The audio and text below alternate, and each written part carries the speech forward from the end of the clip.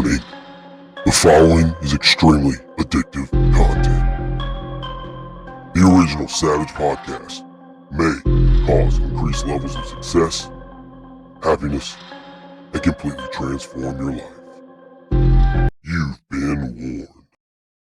Welcome, everybody. It is another week on the original Savage Podcast. This one is going to be fantastic. Again, you better get them notepads out, laptops, iPads. I don't care how you take notes. It's time to take notes again, because I know that this one is going to be fire.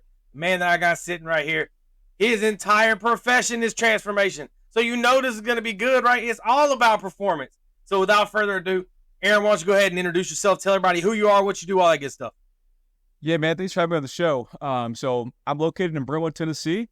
I've been doing training transformations for probably we're going on 14 years. So whether that's adults or sports performance, man, I'm the guy. So I've taken bench warmers to starters, and I've taken kids who have never been, even had the chance or even thought they had a chance to go in to college to play sports. I've taken them from injuries to Division I walk-on. So I've done a little bit of everything for that. So my biggest thing now is just helping inspire and transform basically adults 55 and older and kids as young as third grade all the way up to college, semi-pro. And even I get to inspire some of those retired pro athletes kind of being where I'm at. So it's kind of the joys of doing a little bit of everything and being good at some things. Hey, I hear that.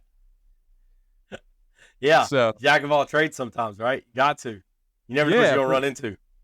Exactly. From where I've had the fortunate opportunity to work with retired professional athletes and some professional athletes, as far as being kind of essentially where I'm located, from corporate, working in the corporate side, but also now kind of on the independent, working for myself. So it's been fun and enjoyable, but you just never know who you're going to run into.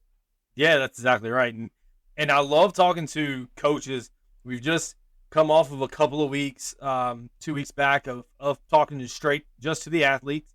So we had the NFL guy and the MLB guy, episodes 8 and 9. Then episode 10, we had an artist, completely different shift. And then now we're back to the coach, because for me, the reason I like talking to coaches is exactly what you're saying. You don't know who you're going to see. You don't know who you're going to run into. You don't know who you're going to talk to. You have to have that perspective for ages 3 to 5 all the way to 55. Everybody's at a different place. Everybody sees things differently. Everybody processes things differently. It's all about the perspective that they see and what they're feeling and all those things. And that's why I love talking to coaches. Exactly what you're saying is you have to be ready for everybody. Yep. Yeah, I completely agree. You never know where people are, where they've been, and kind of what their trajectory is as far as where they want to go. I've seen, but just from the kids' perspective, just recently kids have gotten cut from sports teams, and it's a huge demotivator for some. I've seen some kids quit. I've seen some kids just completely do something, I'll say, completely different, maybe non-sport related, or even kind of, I would say, the motivation itself has kind of just gone down the tube. So that's kind of where coaches and good coaches come in. We've got to figure out where these kids are, where they want to go, and try to meet them where they are, but also reinvigorate some kind of like change in them to get them moving and get them in the right direction. Because it's easy for them just to quit, pack it up in 5th, 6th grade and say, I got cut this time, I'm just going to quit and do something else. Yeah, I mean, it's that I just saw Dawn Staley, a quote from Dawn Staley. I don't know if she just recently said it. I'm sure she said it a while back, but I just saw it, and it said it was everybody's got league dreams, meaning the highest of the pro ranks. And for her, basketball would be WNBA league, right? Everybody has league dreams and backyard work ethics, right? Oh, for sure. Nobody wants to hear that you got to work harder. Nobody wants to hear that it takes more. And it's funny because, like, just today I was outside with my son, and we're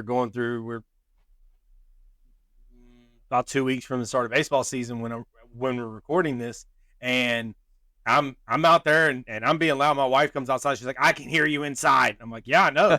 because like he says he wants to get better. This is what it takes. We're going to turn loud music on and we're going to yell at each other and he's going to get pumped up and he's going to do things that he doesn't like to do. But guess what? He's going to come out on the other side a heck of a player. Yeah. And I think I used to call it I still call it 5-star mentality. I've got a lot of 5 stars, but have that 1-star work ethic and they want to be the best they can be, but they don't want to put the work in. And, I light them up in a real, I guess, positive way. I don't typically yell a whole lot with the kids I work with. I just know, like, you can be better. You just got to have a little bit more, and you got to want it more than the other guy. And I think, the last 5 years is may have changed a little bit, but it's like everybody wants to be each other's friend.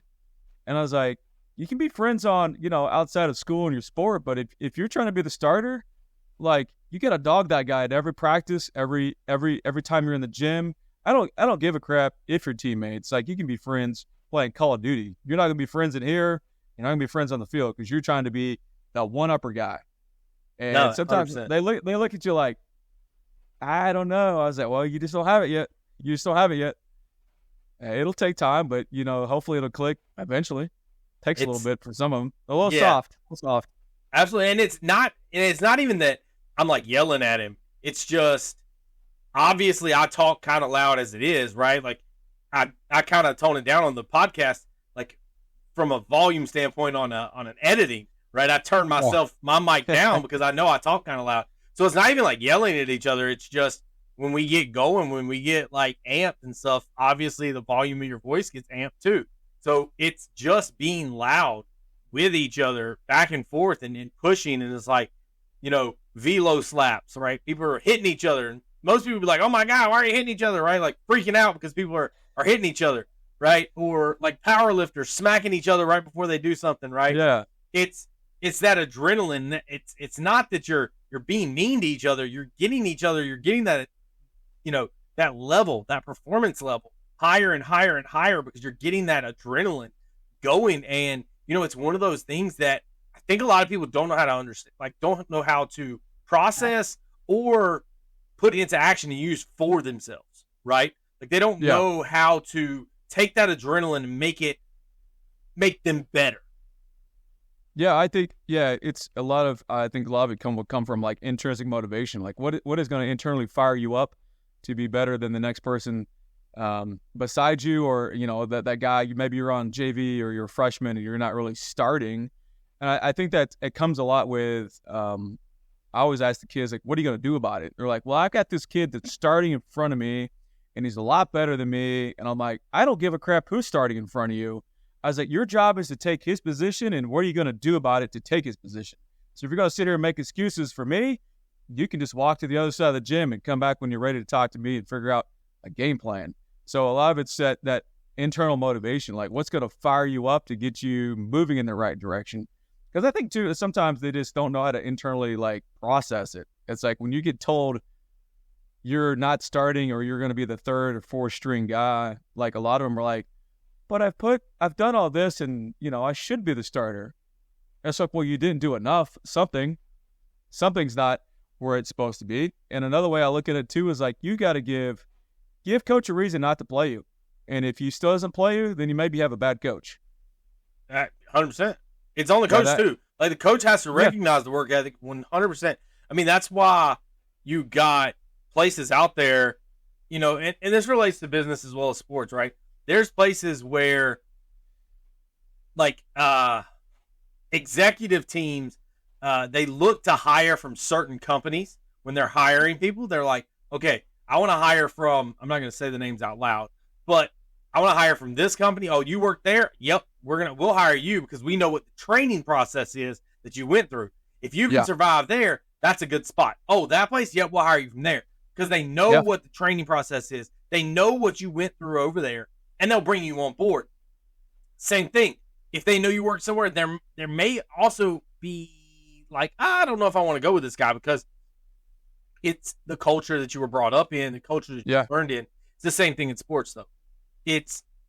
You have like high schools, for instance, that'll have 5, 6, 7 guys going and playing D1 sports. And then you have other ones that might have beat that team, but they're not getting anybody there because that coach doesn't know how to promote those people. They don't know how to put them in the right positions to get noticed, to elevate. And that's where performance is not just an individual thing. It's a leadership thing too. Like, you have to understand that, like, leadership involves performance too. And you have to elevate your leadership game as people are bringing in better and better performances under you. As a coach, right? You can't just keep coaching kids, even college kids, even high school kids. It doesn't matter what you want to refer to as kids. You can't keep coaching people the same way when they're at a new level. Yeah, exactly. Yeah, because they're going. I mean, I would say they're going to respond a little bit differently too, right? You coach them a certain way from middle school to high school, and then it's like you've got to level up. I said with my college guys, it's like, you know, they know when it's time to turn it up and when it's time to kind of, you know, set back a little bit. And for them, it's more of a they've been in that 4-year. Like, I got two of them out now graduating. One's at West Georgia, one's at Tusculum University, but they've been with me for a while. But it's also like you can see the progression of growth and maturity for that, but also mindset. I mean, for me, the mindset for them has probably changed a little bit too, because it's like they were overlooked, not recruited very well, and now, you know, once even playing a position he never even played in high school. He's playing tight end, and I think was more of a defensive end, but just, you know, I guess luck of the draw, has now got a scholarship, 4 years, about to graduate. And the other one was overlooked, went to D2, now is at D1 school. He's a starter and a team captain. So a lot of that, I think the transition, being a leader, like you said, having that leadership ability, I think it'll get you a lot further sometimes, not all the time. You may not have the most talent, but if you can be a leader and stand out, I think that goes a long way too. Like you said, as far as like athletic ability and just being on the team. Yeah, and I mean, it's coachable kid. I would take a coachable kid over most athletic kid. And that, for me, that's like and I say that because if I can coach them and get them to buy into what I have going on, my program, what I stand for as far as a business and how I represent my business, I would take that over a kid who is a 4-star, 5-star who just thinks they know everything. And that, for me, 100%. I mean, it's a frustrating. I mean, obviously I haven't worked with a 4 or 5-star ever, but I'll take the 1 to 2, 3-star or a potential walk-on, because it gets to where, and I've seen this recently, where you get where it's more or less you get the scholarship offer, and if you jump it around a little bit, you get the scholarship offer to a Division I school, and what happens?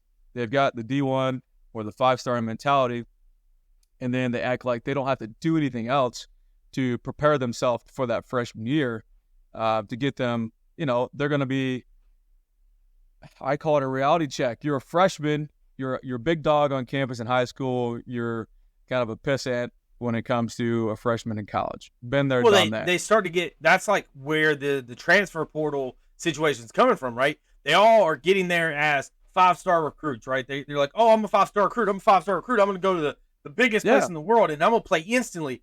And then they don't play. They don't play, and they're like, oh, I got to go somewhere else.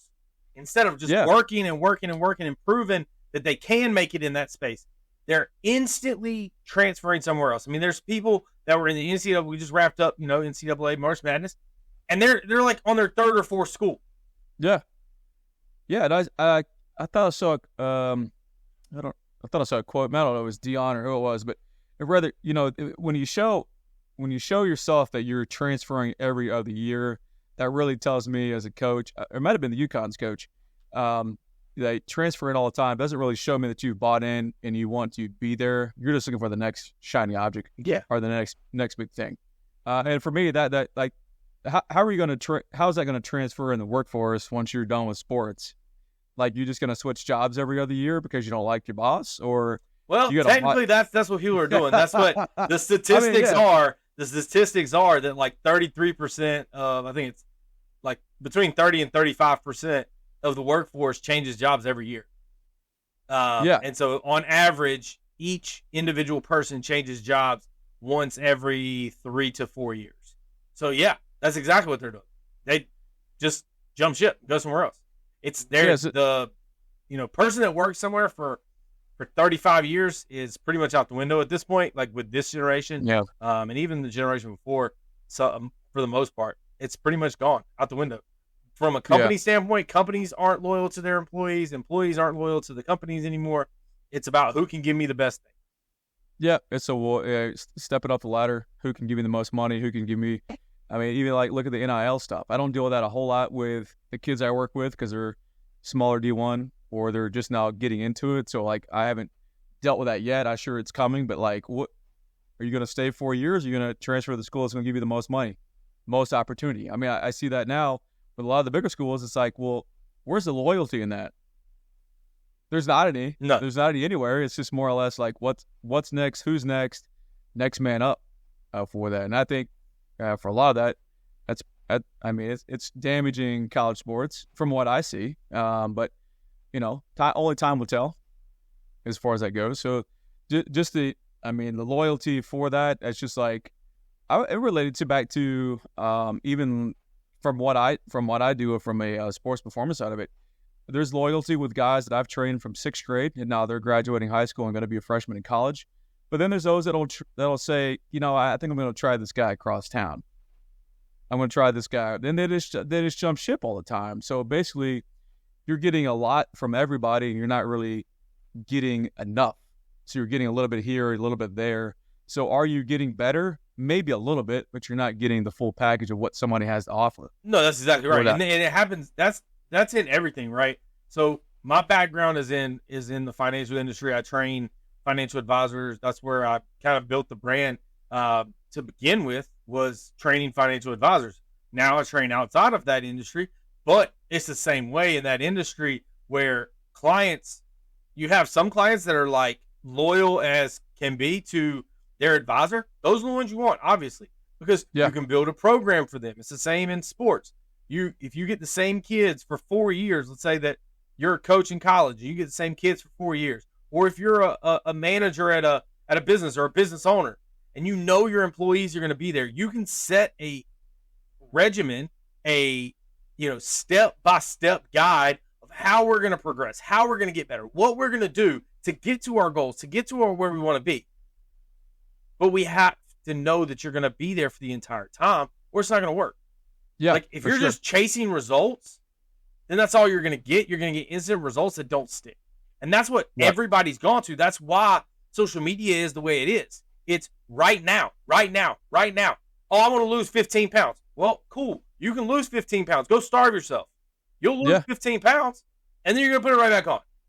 Yep. You want to make some money from a financial guy? I'm sure that they can put you in something super risky, and you'll make some money. You're also going to lose some money. Yeah. Who's going to play the long game? Right. That's what I've always thought, because it's like, look, the biggest the highest turnover as far as entrepreneurs goes is like you usually quit within the first 18 months, 20 months, whatever. I've been there. I almost quit running my business, but it's those who play the long game and try. I mean, you can grow fast. Don't get me wrong. You can grow fast and grow quick, but usually, for my experience with people I know, they've usually burned out within the first 5 years because it's too much to take on, or they expand too quickly.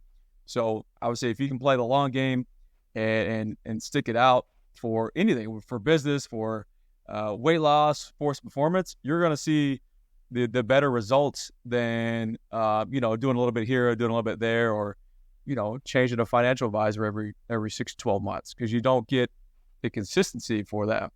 And I think that's what's hurting a lot of, I say, people I work with, or just, people in general. It's that instant gratification of like, I've got to have more, but you don't need more. You just need to be really good at what you're currently doing, maximize that, and then you might get more down the road. Absolutely. That's what it is. It's about sticking to what you're doing, sticking to the process. Don't get distracted by everything else. Stick to your process. That's what I say all the time. I've said this a million times, is Google doesn't say, what is the best way for Josh Sullivan to do this? If I ask for individual advice on Google, it ain't going to give me individual advice because Google don't know me. Yeah. Super generic, right? It's broad, and it's like, well, that's... Has to be. Yeah, but that's with anything. Like this, social media is like the killer of all. It's like there's always, hey, look at me. I mean, I need to be better at that. I mean, some people say like you need to showcase more of what you do. That's great. I mean, good's gonna find good and great's gonna find great. But it's like I don't need to show a whole lot of that, because then you feel like, man, are you kind of watering down what you're doing because you're just showing the same old stuff, 100%. That's how sometimes you have to be. In a way, you've got to be better or do more of the stuff that's working for that. And so, like, for what I do, it's like the more I showcase, I would say, some of my better athletes, then they think I only work with really good athletes. And I think for me, it's like I work with great athletes, and I work with bench warmers, man. I work with kids who can't even walk and chew gum and do a knee hug or do a lunge without losing their balance. So you've got to have a better balance of, showcasing everything and being successful that way, not just be showing all the great stuff, I guess you'd say. Well, what it gets into is exactly what I talk about all the time, is for training in general right now, where we're at with training, where it's gotten in the business world, in the sports world, and in pretty much everything training, coaching related, it has gotten to that one size fits all mentality. Yeah. It's not, and so, like, that's the thing, is to stand out on social media or to be successful on social media, you have to be consistent. Yeah. Okay, well, how do you be consistent? You post a whole bunch. Okay, cool. But I can't do what I do in 60 seconds or less. Yes. I have a hard time stopping the podcast at an hour. You've got to be charismatic, and you've got like 10 to 15 seconds to showcase, like, and catch their attention. So I'm bad about that, because I'll do informative videos and people are like, that video sucked. And I'm like, bro, did you even like watch it? Did you listen to it? Nah, I just saw you on there talking and I just scrolled right through it. And so it's not, you've got to be, over the top in people's faces. And that's what gets people's attention, right? Yeah. But you do, like, you have to post all the time, and it's like a biography or a day in the life of Josh or Aaron, and like I'm like, who wants to see that? I don't want to see that.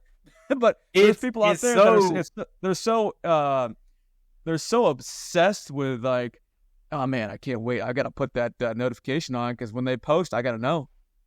I've got to know, and I've got to. They live their lives through other people. That's what it is. I mean, they're living through other people, and that's the problem, is they don't see. That's why that consistency isn't there with the coaching. That's why the consistency isn't there, or the loyalty isn't there, because they see other people not showing the struggles. Yeah. They don't see the struggles. They only see the good stuff, right? Because that's what social media is, shows the highlights. It's a highlight reel, right? Yeah. But, like, let me tell you something that just happened, right? And I guarantee you, if he could, he would rewind the clock. Destroying was showing a highlight reel of his life on YouTube. If you don't know who Destroying is, he was a college kicker that got in trouble because he was making YouTube videos. He was making too much money on YouTube. And the NCAA came and shut him down, told him he either had to choose college football or he had to choose YouTube. That's before NIL, so he chose YouTube. And then he got bigger and bigger and bigger and started making a ton of money. And he got a deal to play in the new UFL league. And they let him play, and he's been playing, right? And last week he fractured his neck trying to hit somebody. I guarantee you he wish he could go back to just doing highlight reels on social media, right? Yeah. Wow, I didn't realize that. Yeah. I mean, he puts on camps too. He put on a camp locally, and I had a lot of kids I work with that went and like videoed him and did some photo stuff for him, or his videos are great. They do a lot of stuff to, like, promote, work and one-on-ones. They do one-on-ones, which is like, again, what it sounds like. Line up, go at each other, and he gives whoever wins it $10,000. Yeah, that's crazy. And it's like, yeah, showcase your talent. Do it. That's awesome. But again, I guarantee you he wish he could go back to that right about now when his neck's fractured, right? But for him, his dream was to be a professional kicker. And he got that dream. Right? So a lot of people aren't going to see that now struggle of, oh my gosh, he broke his neck. That wasn't worth it. People are going to see it as, man, he's so stupid. He's not good enough. We told you he wasn't good enough. It was just a publicity stunt. And it's like, they think that it's only good stuff happens to those who work hard. No, there's ups and downs. There's peaks and valleys. You can't climb Mount Everest and only go up. You got to go down sometimes to go up. Yeah, well, it's usually those that I would say that it seems like life's too good or too great, and they always showcase the great is usually the ones that struggle the most. And we see that. My business mentor tells us that all the time because we're always, looking at like you chase a shiny object, and usually if you keep chasing that shiny object, you're probably going to go out of business. And it's just the fact that like like you said, they only show the great, and a lot of those they live their life and live their business off the likes and the follows. And if you're doing that all the time and no one's paying you money, I mean, how long is that going to last? Probably not much. Probably not long. You got to sell something eventually. Yeah, and I listen to a podcast with it's Andy Frisella, Real AF podcast. He talks about business and just stuff in general. And he's like, usually those that chase the clout and chase all the fame and glory on social media, they're usually the ones that don't have any money, or they won't have any money in the 5-10 years, because usually they're chasing the next thing that can make money, and then when that runs out, they have nothing. So it's like they have nothing to fall back to. So that's usually where, it happens with business owners, and it happened with, anybody really. It's just it comes back. It's still that same thing. It's about the plan, right? Sticking to a plan and not being somebody that just jumps around. Staying loyal to yourself. That's almost what it is. Staying loyal to your own goals. Staying loyal to the process that you started as a business owner. You said, hey, I want to get to this point. Well, you have to understand that, and I say this to people all the time, is why do I teach sales instead of be a salesperson? Because there's days that I don't want to go sell to make money. Yeah. I want money coming in residually. I don't want to have to get up, and if I live in Myrtle Beach. I live in the golf capital of the world. It was 75 degrees today. Guess what? I wanted to be on the golf course. I did not want to be out working, right? I want to be on the golf course. It's 75. It's nice. It's pretty outside. And that's where, and that's as a business owner, a lot of the times people get lost because they spend so much time working in the business and being the only person that can do this, only person that can do this. Well, at some point, you got to enjoy it. What's the point? Yeah. So I got to that point. It wasn't until, I just hit year number 8, and I hired my first intern. He's been with me. He's part-time, 30 hours a week. Probably could bring him on full-time. He's about to graduate. But I did everything. I did all the marketing, all the sales call, all the training, all the programming. You name it, man. Flipped the lights on, paid the bills, everything else. And then finally, my business mentor was like, dude, you got to hire somebody. I was like, I'm looking to hire somebody. Because once you hire somebody and once you offload some stuff, he said, your business is going to gradually grow. And I was like, nah, I can do it all. And so it wasn't until I hired this guy, I hired another person, and everything just started kind of slowly going up. I offloaded some marketing stuff. I pay this, I pay that. So whole thing is get paid for done. You can pay somebody else for a little measly task, and you can make, $100 to $300 an hour. Probably going to pay somebody for a $20 task to make $300 an hour, right? So it wasn't until I made that kind of decision, like I said, to offload that or pay somebody else to do it, to where I was like, man, I can see money coming in, and I don't have to be here. I can take 2 weeks off, and things are still going to be pretty good. That's right. And that's, in my opinion, that's the goal of being a business owner. Yeah. The goal of being a business owner is not to be sitting there working your tail off and sweating and bleeding, right? Every second of every day. Is there times that happens? Absolutely. Yes. Oh yeah. When stuff happens, you're the one on the hook. You're the one that's got to go in. You're the one that's got to take care of that when it needs to be done. But that's not the goal. No. But it's hard. It's a hard pill to swallow. Yeah. As far as like, I want to be in charge. I want to do this. I want to make the right call. And like, guy that works for me, I'm like, man, I'm out of town. Do not call me unless the gym is burning down. Like, you're an adult. I mean, he's 22. I said, you make a wise decision. If you have any gut instinct about yes or no, like just say no, and then write it down, and we'll talk about it when you get back. Yeah. So it's not until you can let go and let somebody else. They're not taking full control, but you gotta let somebody else make a decision for you on your behalf, and hopefully it's the best. If not, it's a learning opportunity to teach them, like, hey, that was probably not the best idea. What do you think we could do better? And then hopefully from there, they're actually, they're growing as a team member, or maybe a full-time employee, and hopefully you can just let them take on more tasks and do other things. That way I don't have to do them, right? It's like the small things you don't want to do, you can have someone else do them for you, and then that frees up more time. We all get 24 hours in a day, but like you said, if I'm training 16 hours and I've got to make sales calls, I've got to do X, Y, and Z, at the end of the day, I don't get any of that stuff done. All I do is train. And if I can't bring people in or get people on the phone to get them in, then you're probably going to be pretty stagnant. What I tell people a lot is look at the number one sport in the country is football, right? That's what everybody well, football teams are businesses. The NFL is a business, right? If what a lot of people look at as the best operating, best performing businesses, sports teams out there, they have specialists.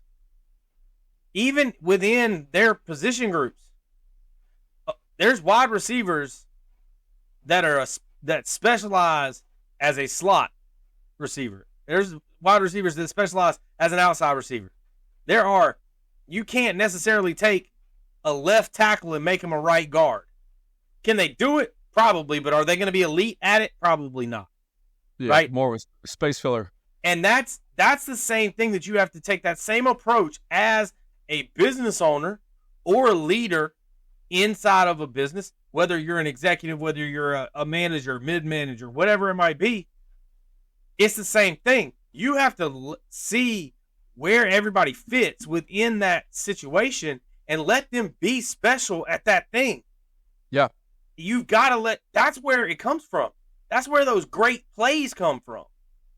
On the football field is when you let people be great. That's where it comes from.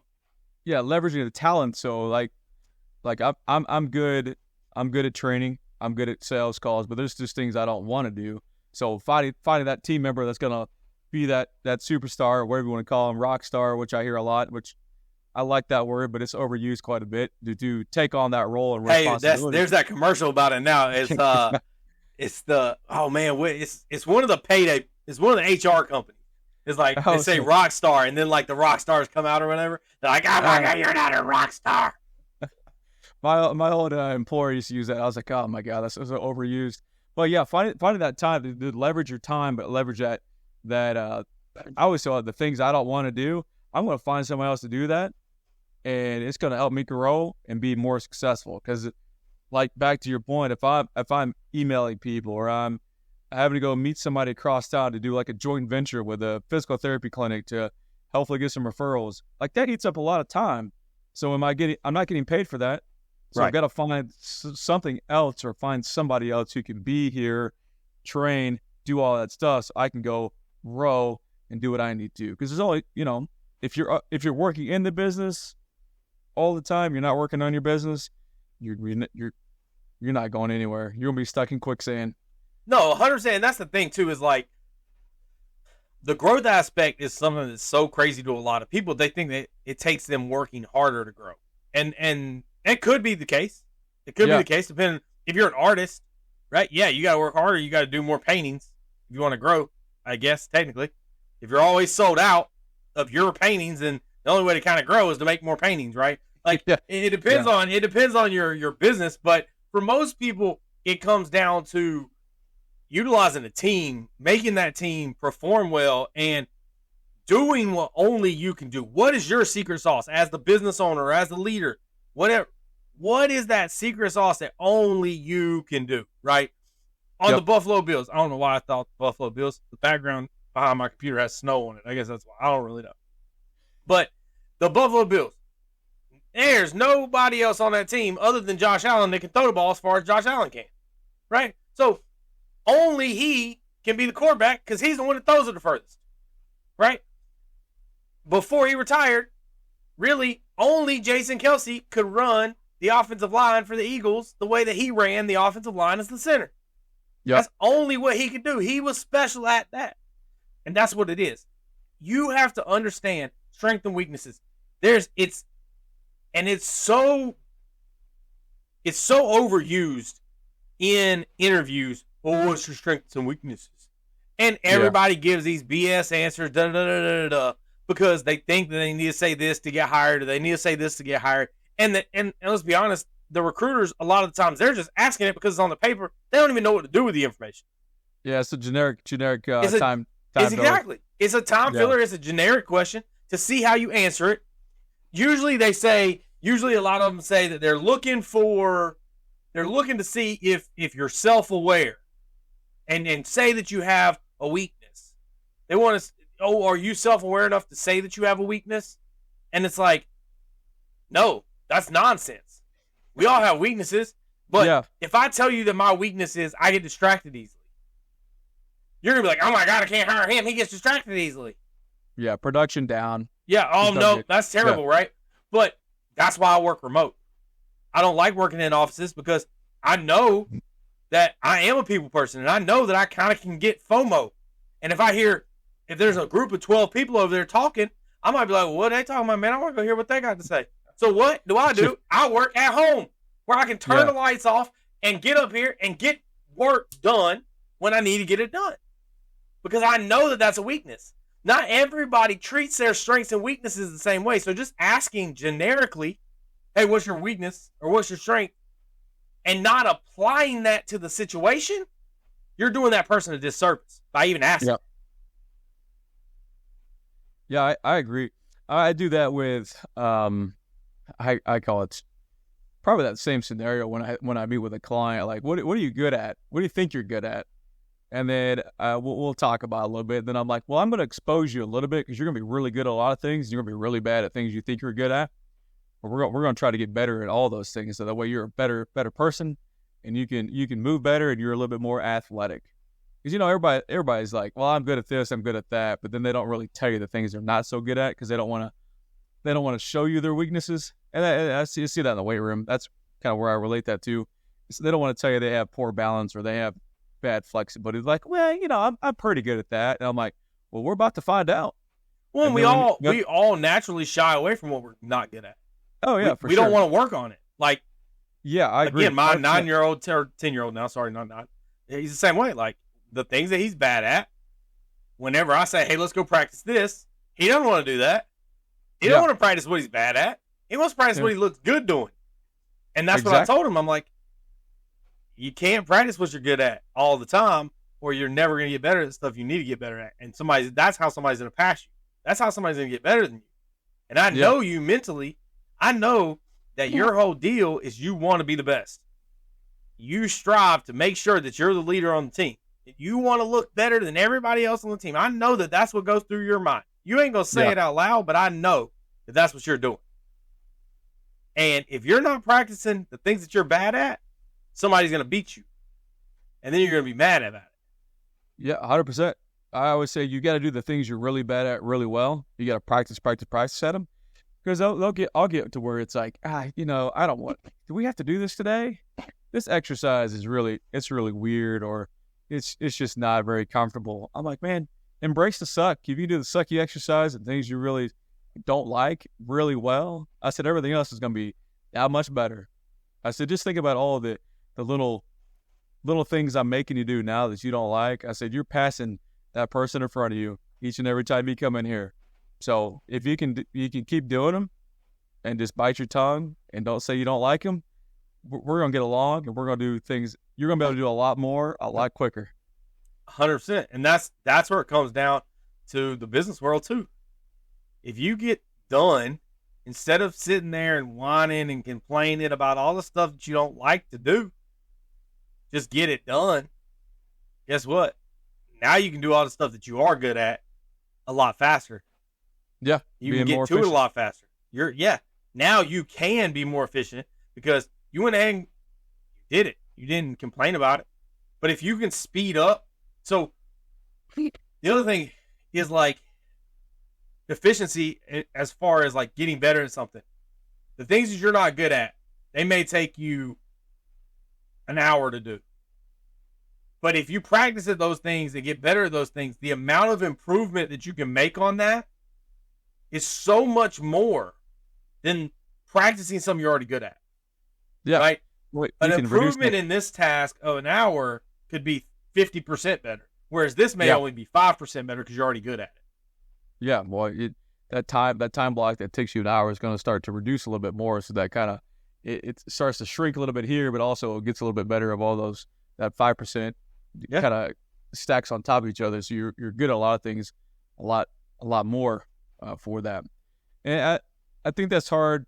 That's hard for a lot of people to realize. I say people, just in general. I mean, even for my side of the athletic side of it, being a coach, it's like, man, if you can just don't come in here and ask for bench press and squats every day. That drives me insane. It's like, I have a program planned for you, specifically for you, and if you would just execute, man, I'd be a lot happier and you'd be a lot better. But every time you come in here and say, they try to barter with me. It's like, coach, I'm not really feeling those split squat, rear foot elevated split squats with 35 pounds. You mind if we just do back squats instead? And I'm like, no, what does it say? Does it say split squats or back squats? I said, if we could do these and not have to be your squat, bench, and deadlift guy every single day, I said, you'll thank me for it. Maybe not this year, maybe not next year, but before you graduate, you're going to be a lot better off. Absolutely. That's the thing is like, everybody gets caught up in it goes back to what we were talking about before, shiny object syndrome. Yeah, it's the here and now. Oh my gosh. Jalen Hurts deadlifts 627,000 pounds. Yeah. I had to go 27,000 because I forgot what the actual number was. I don't know. It's 650. I don't know. It's 6 something. Good. It's 6 something. I don't know. But 627,000 pounds. So, oh man, if I want to be like Jalen Hurts, if I want to be a quarterback, I got to deadlift. No, you don't. Look, I guarantee Lamar Jackson, 2-time MVP, cannot deadlift 600 and however many pounds, right? Yeah. Like, it's that. Being able to measure something that's intangible is what everybody's trying to do, right? They're trying to measure that intangible, right? You measure Gary V's charisma. Go ahead, try. These outstanding entrepreneurs. Go and measure. Give me a measurement of how to be like Grant Cardone. You can't. Yeah. You can't tell me how to be like those people. So it's the same thing. Like, normally I'm relating sports to business, but now I'm relating business to sports. It's, you can't be Elon Musk. Like, there's you can't just like recreate him. But in sports, a lot of the times we're trying to recreate the next LeBron James, the next Tiger Woods, the next this person, the next this person. And they all want to do, like you said, these basic exercises that have been around, or the exercise that they saw somebody else doing, that they did a bunch of, so it made them good. And they're like, hey, coach, can we go do that one? Because I can do like 350 on that. Let's go do that. Let's go do the one I can do through. Because they want to videotape it and show it to their friends and da-da-da-da-da, right? Oh, exactly. Yeah. It's that, hey, can we max today, coach? No, we're not going to max. Well, I think I could get that 185 today. I said, cool. You can do it in your imagination all day long, but we're not doing it today. I said, because I don't care. Because you did max at your buddy's house last weekend, didn't you? And they look at you like, how'd you know? I said, I know. Y'all been bro lifting in your buddy's basement with no clips, and no spotter, but you got that 185. Yeah. it's like, And- but you're not gonna do it here. But that's the thing is like you got to get again loyal to the process. What is the end goal? What is it that you're trying to get to? Are you trying to be a power lifter? Are you trying to go to the Olympics for max bench press? Then cool, max out. Yeah, Go get your Olympic medal, bro. yeah. So I have one kid. I love him dearly, but he's always like every social media post is him flexing in the mirror. It's hey coach, did you see this guy? That's a bodybuilder. I'm like, dude, I don't give a rat's you know what about this guy. He's probably a great dude. Don't care. We're working for athletic performance, not bodybuilding. So if you want to be a 100%. bodybuilder and not be mobile, you're not going to be playing running back or fullback because you're not going to be able to move. But if you want to move like that, fine. You should probably change positions or not play sports if you want to be a bodybuilder. Because you're not going to look like this guy. Because this guy's on performance-enhancing drugs. There's no way it's natural. And I said, unless you want to look like him, you should probably do something different. Yeah. Well, and that's the it's, thing it's, is it's comparison syndrome. Yeah. Or, like you said, it's maybe a little FOMO of like, he's got big delts or he's got this or he's got that, and I need to look like that guy. Like genetically, you're 5'8". This guy's 6'4". You know what cracks me up about like this conversation or what comes to mind is all those pictures of Travis Kelce just came out of him on vacation with Taylor Swift in Hawaii. They're like, oh, Travis Kelce's got a dad bod. Yeah. But he will still truck stick you on the football field and score. Yeah. Who cares? It's like he's athletic. Like you can look at this guy or this guy on the team and say everybody's built different and say look at the guy who's probably in really good shape. Like how is he compared to Kelce? He's okay. He's not putting up the numbers.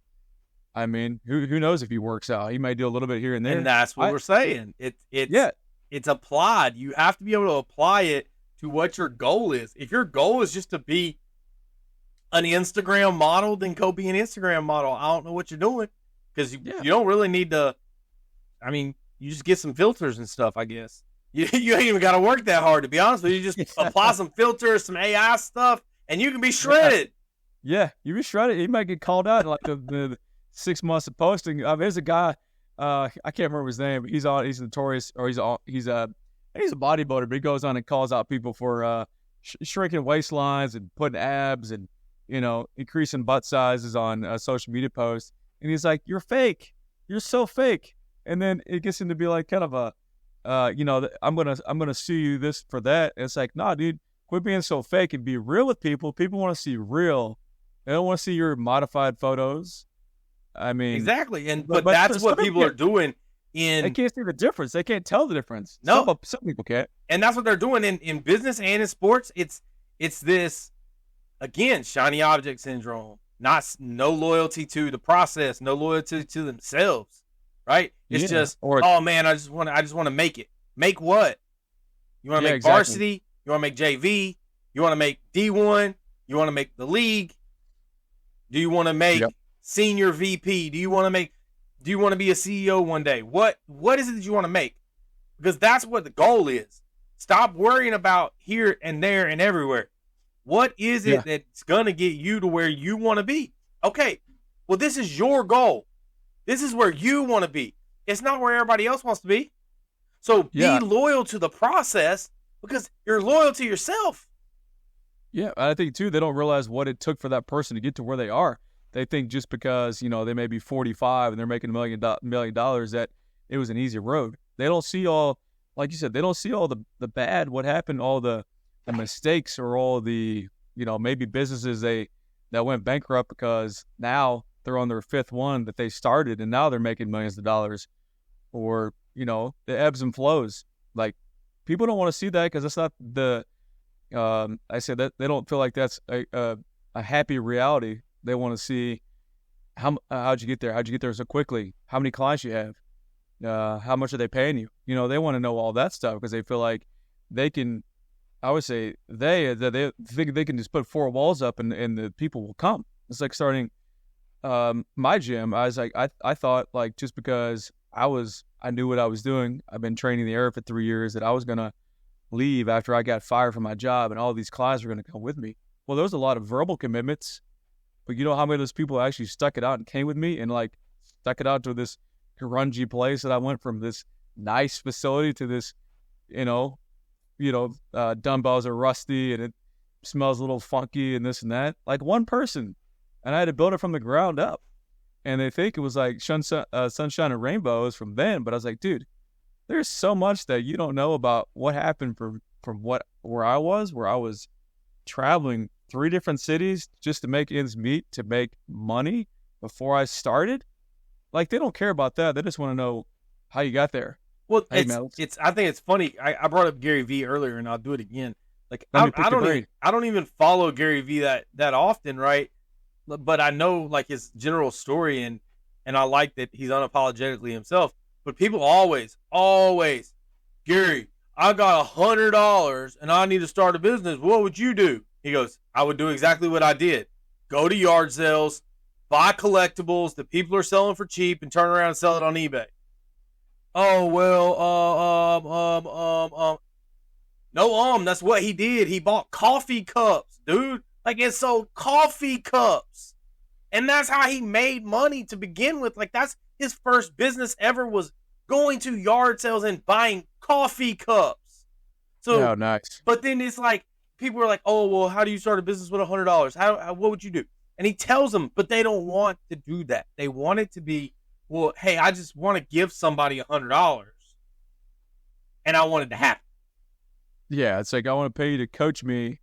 And I want, in like 3 months, I want, $250,000. It's like, no, like there's no, I think too, like from that point, it's like the work ethic of like, they're going to tell you how to do it. And like, how many times have you told somebody, if you invest your money this way, you can be here in 5 years. And they're like, I don't know about that. That just seems like too good to be true. Or that's a lot of work. That's a lot of work. I don't think I want to do that. Dude, and if they would as funny as that is, like the whole, oh man, that's a lot of work. It also goes the other direction.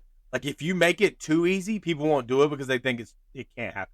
Like, I've done this in businesses as a consultant, and gone in and made the lead generation process almost automatic, like completely automated.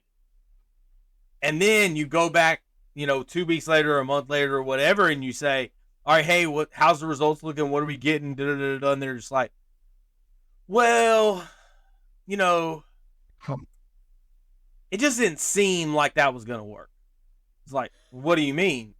Well, we stopped using it because of X, Y, and Z. It doesn't, that's not what we haven't done that in the past. It's like, well, duh. Oh, yeah. That's why you're hiring somebody new to do this, is because, but I've got this one and this one and this one and this one and this one.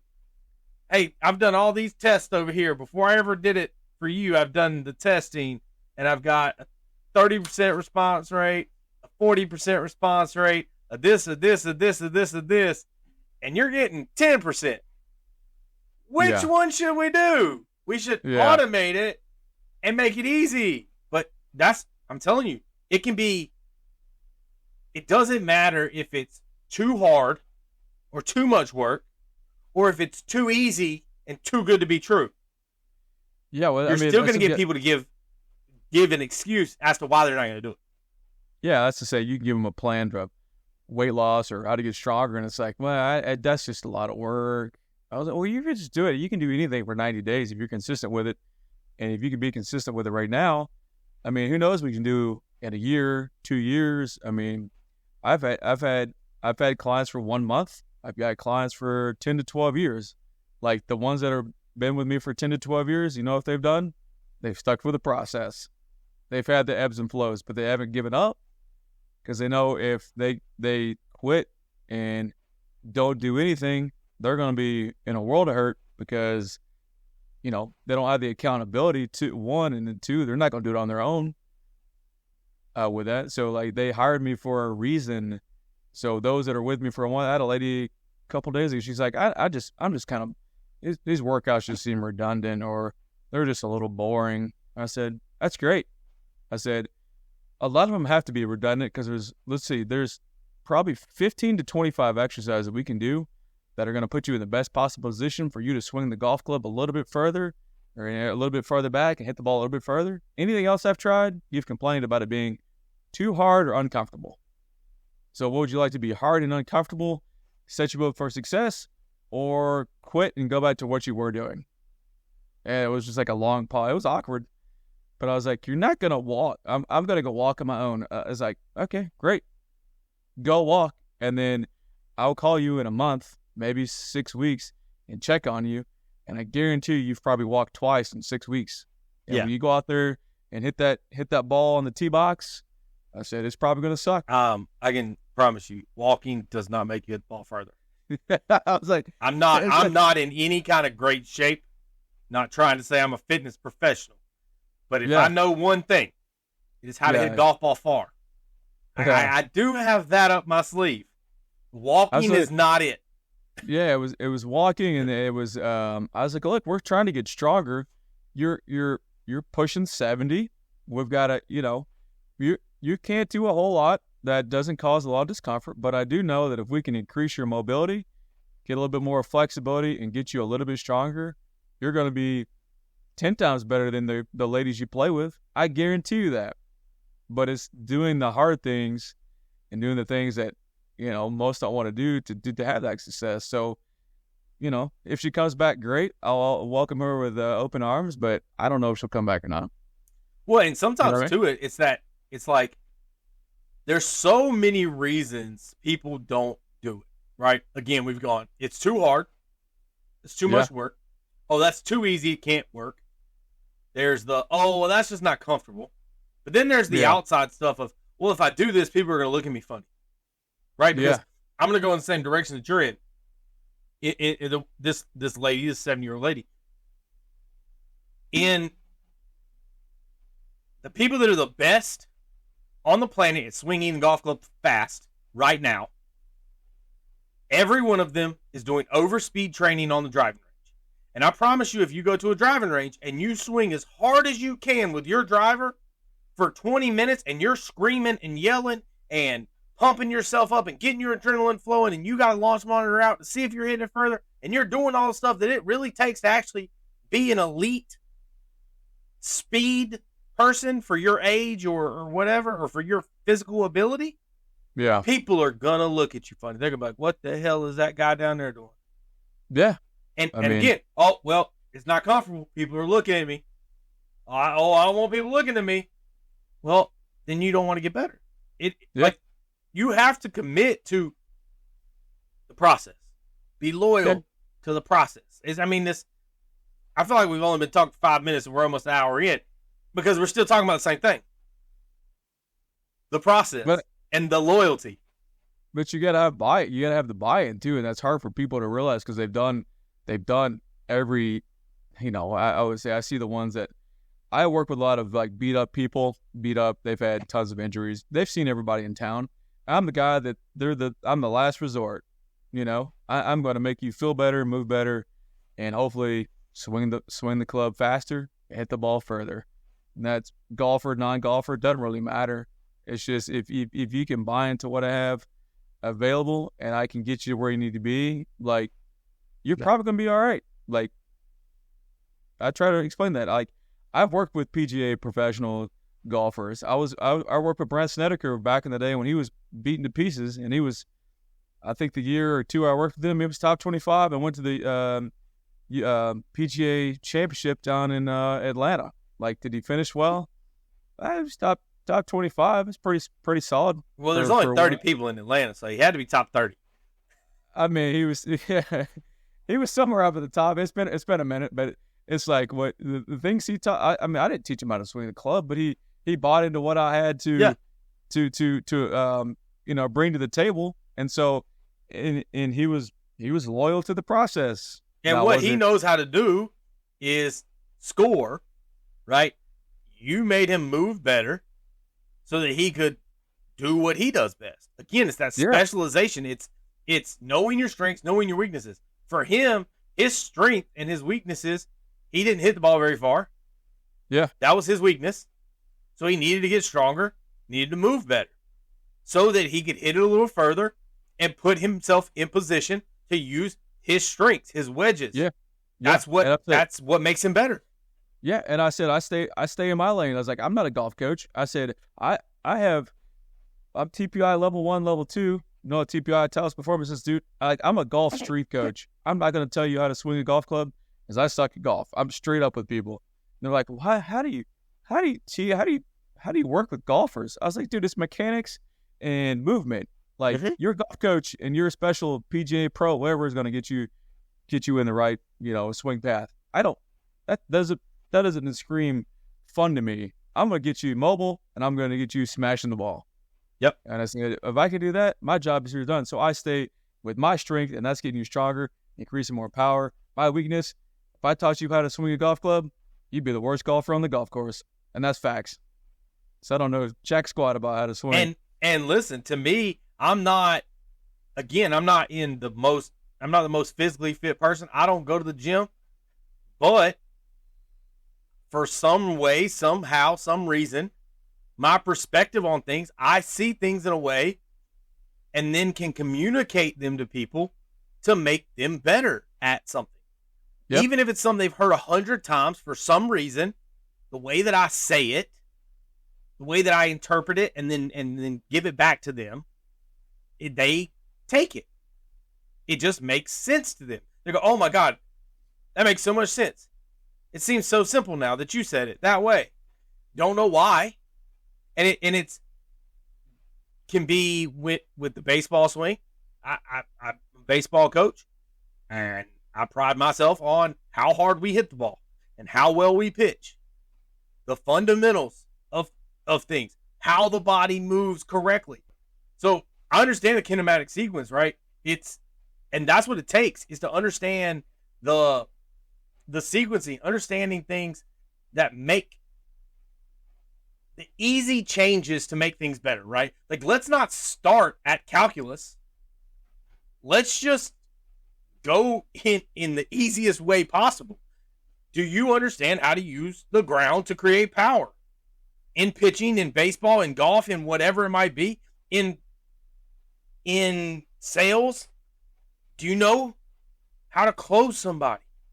Do you know how to break down walls? Let's start with the easy stuff first. And that's what it is too, is like just understanding the easy stuff, making the simple stuff perfect. Like, that's again what is shiny object syndrome, right? Oh my God, the latest thing is that. Well, that ain't very easy. It's always getting to like the end result, like, so they want to get so quickly. And like, if you can, like, the rotational force, power, and for like just like the rotational force, I'm like, man, if your glutes and your lower body are not strong, or they're not, things are overactivated, your hamstrings are activating, your glutes aren't, like, we're gonna have an issue. Your swing's gonna be off. We need to, get things firing in the right direction and the right movement pattern, so that way you can be set up for long-term success. But I think, like, back to your point, it's like that quick, they want to jump to the end.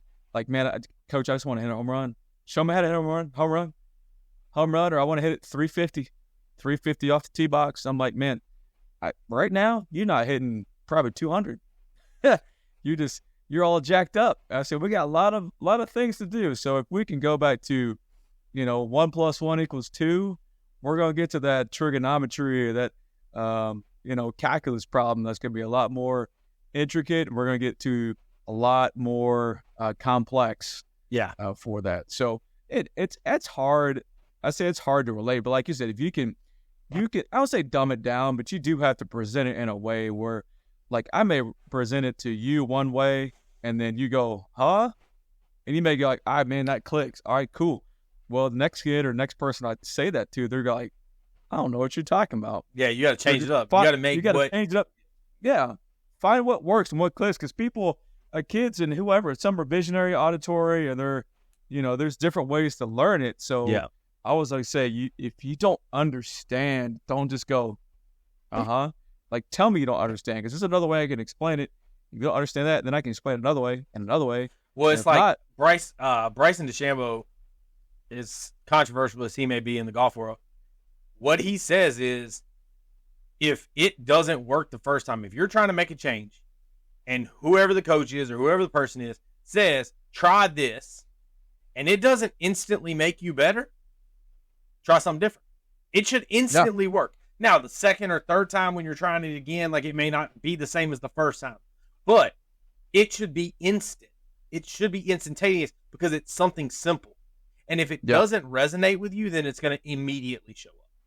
Yeah, I keep agree it simple. 100%. Make I the would easy say, stuff.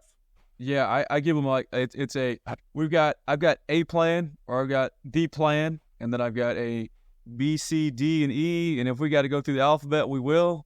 We may not have time today, but we've got something that's going to work. Right. It just may not work right now. So if we can put you in the best possible position for success, I've done a good job, and you've done a good job too. For that. So it just depends on the person and your capabilities. That's plan A to Z, baby. Yeah, I was like, we go through the alphabet. I'm not good at what I do. I've been a bad coach. That's it. Well, this has been. I mean, we could keep going, and I'm sure we're gonna have to have part 2 because we barely scratched the surface and flew through this episode for sure. But man, I just want to give you another chance to just shout out, your social medias or whatever you want to shout out one more time. Just kind of tell everybody who you are, company, all that good stuff. Yeah, so my name's Aaron Hines, Hines. I'm located in Brentwood, Tennessee, so just 15 miles or so south of Nashville. So everybody likes to say Nashville, but we're on a little suburb, hot spot for houses, food, and everybody seems like they're all moving here for that. My business is called Premier Performance Training. I don't know if you can see the logo, a little bit logo here. That's me. That's the brand. For that. Instagram, I'm more visible on Instagram. It's at Premier Performance TN. I'm on there, showcasing what we do, who we are, and more of that kind of brand visibility. We're on Twitter too, but all the links and all the socials are on premierperformancetrainer.com. Nice. Perfect, man. Well, I thank you again coming on, sharing your knowledge. We'll definitely do a part 2. But listeners, stay tuned. Next week, we're going to have another one. Let's go.